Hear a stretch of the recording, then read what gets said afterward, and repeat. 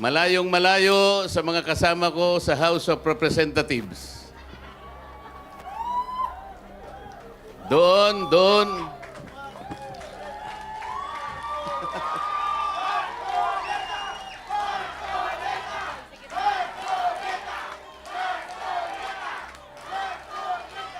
Doon, kunwari nakangiti sila sa'yo. Kunwari lang, nakangiti. Pero yung nilalaman ng puso, walang laman.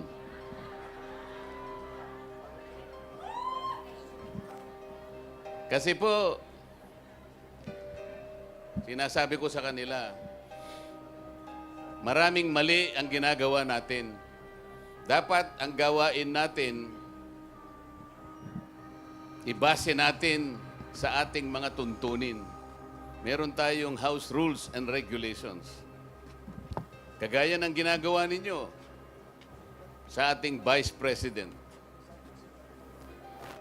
Ang ating Vice President ay ibinoto ng mahigit na 32 million Pilipinos.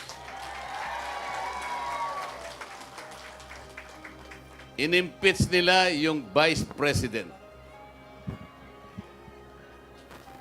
Walang basihan ang impeachment.